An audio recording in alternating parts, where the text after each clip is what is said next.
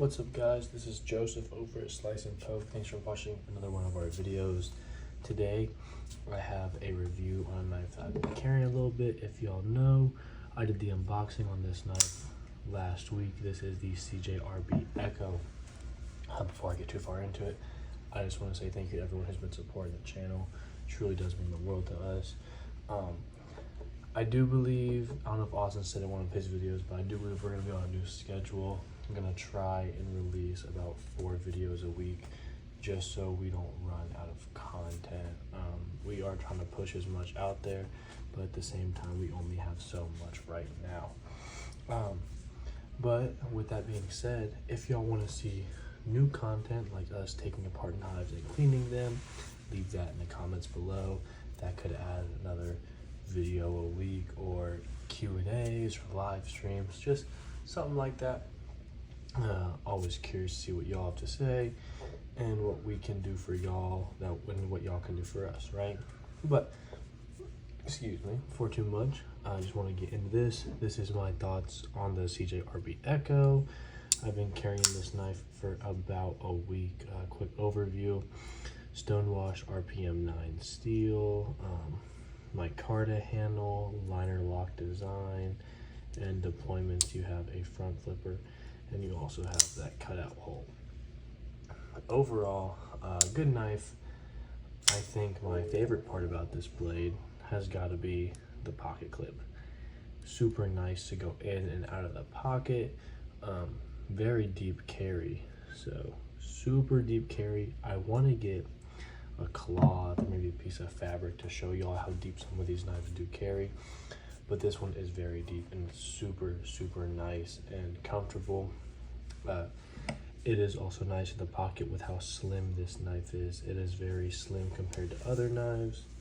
Let's see, this right here is the Cormorant, and you can see it's even slimmer in the Cormorant, and this is what I would consider a smaller knife, but super sleek design, very slim, very comfortable in the pocket. Deployment has broken in very nicely in the fact that that front flipper is super snappy.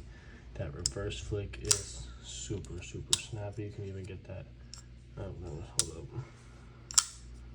You can get that pointer finger reverse flick, and you can also thumb flick it, right? Very nice cutout, very nice design. I do love this blade shape. It is very useful for what I've used it for. And I think Ray Laconico, this is one of his designs. Ray Laconico did a great job with this. Comparing this to the Sakoki, which is a review that Austin did a while back, I think it's really hard to say. All comes down to personal preference on what you would like. Both liner lock knives. This is definitely a little bit smaller. This is more of a Warncliffe sheep's foot blade. That one is more of a drop point, and then that one is also front flipper or thumb studs, where this has the cutout. Personally, I think that I would go with the Ekko, right? I do wish that CJRB would kind of stray away from the RPM 9 steel, and I do know that in my previous video of the unboxing, I said I would get back to you on how, or what I thought about the steel. And overall, it's good. It's really good. I think it is a step right below 14C, and maybe even a little bit above D2, with how well it can hold an edge, or with how sharp you can get an edge, how well you can hold an edge as well. Actually, when I first got this thing, I mean, it would just slice through paper, slice through cardboard. The only issues that I've run into is the other day at work, I had to cut through a felt fender liner, and any of y'all that have worked on cars or worked with a vehicle that has felt fender liners, you know how tough those are.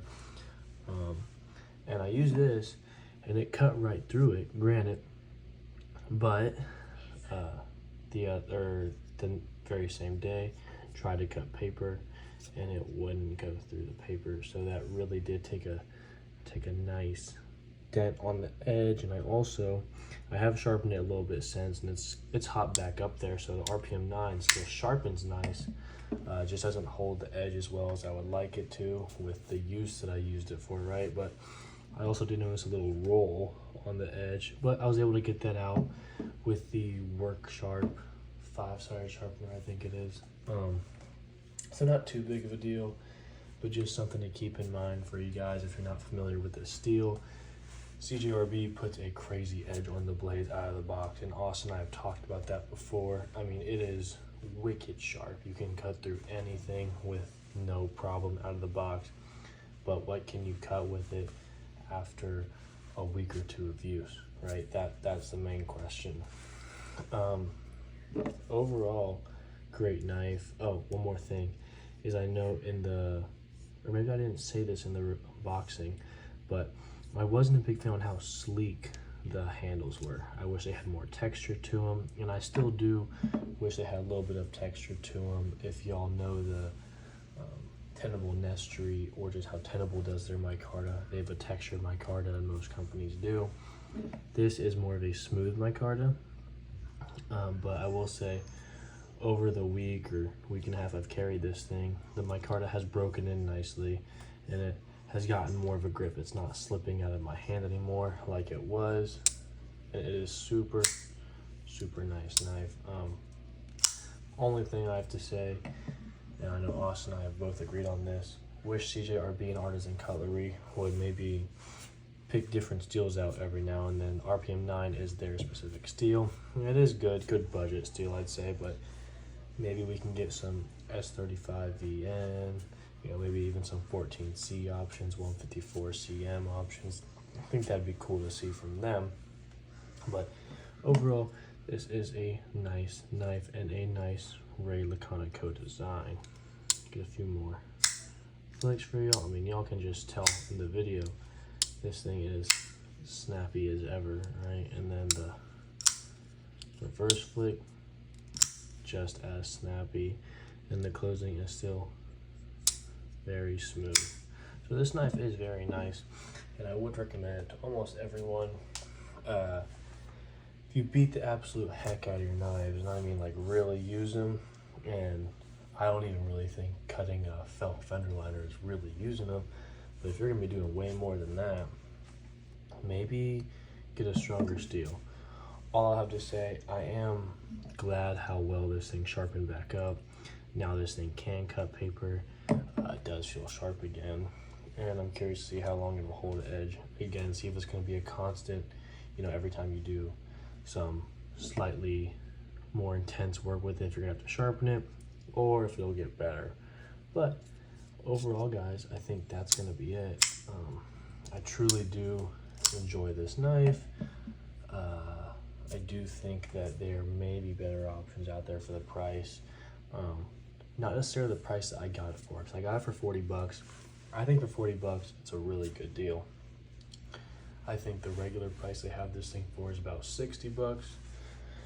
For 60 bucks, you're getting into different territory as to what you can get. I mean, $65, and you can get this Kaiser right here, the Keramit, whatever, S35 VN steel G10 handles, and it has their nice plunge lock design, but that is only $5 more than what this retails for, right? So it all comes down to personal preference.